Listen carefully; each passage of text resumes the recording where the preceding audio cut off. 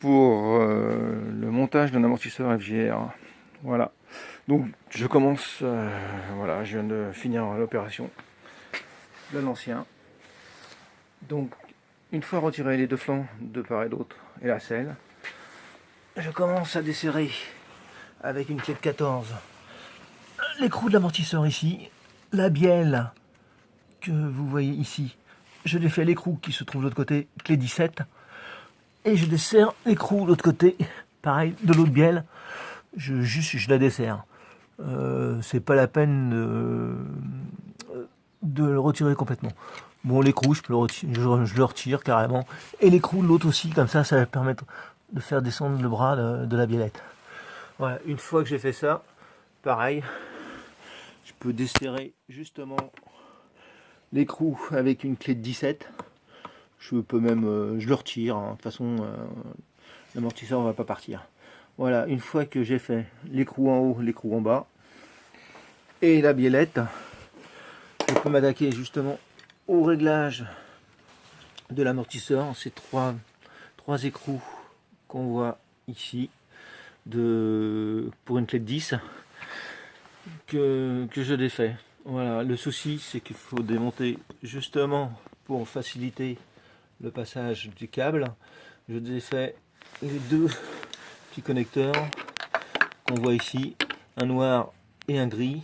Il y a une petite patte, une petite languette. J'appuie sur la petite languette qui me permettra, que je vais vous montrer avec le tournevis. Là, voilà la petite languette.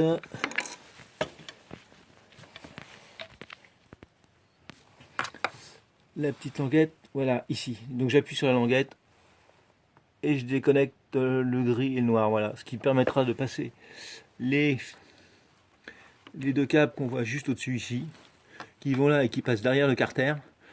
Ça va faciliter le travail. Donc voilà, et j'ai plus qu'à démonter les trois vis, du moins les trois écrous, pour faire descendre le réglage de l'amorto. Voilà, et après, voilà, je le fais passer derrière au fond. Donc de l'autre côté, voilà. Donc je l'ai fait justement une fois que j'ai passé, j'ai fait passer mon câble un petit peu en attendant. Voilà, je fais descendre justement l'écrou ici je crois que c'est du 14, hein, si je me souviens bien. Donc je le démonte, je pousse justement le boulon pour faire descendre, voilà, la patte qui va descendre ici. Je fais sortir ici le boulon. Voilà, de toute façon, tant qu'il est maintenu par là-haut, il ne va pas descendre. Et voilà, donc cette patte-là, je la fais descendre. Une fois que j'ai retiré le boulon. Et le boulon ici. Donc maintenant, il ne me reste plus qu'à, justement, un petit truc fastidieux.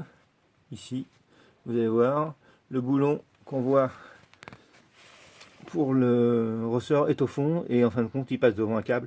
Donc je suis obligé de retirer.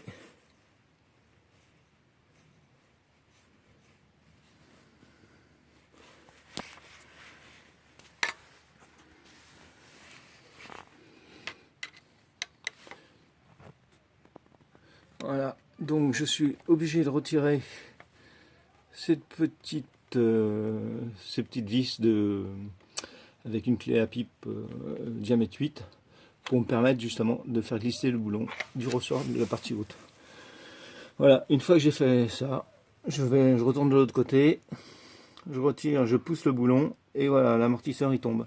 Et donc le passage du câble qu'on voit ici, les deux, un là et un qui est derrière que j'ai mal renfoncé, que je vais remettre, voilà, qui va partir là-haut et qui fait tout le long jusqu'à l'autre côté. Voilà, il faut le passer là-haut.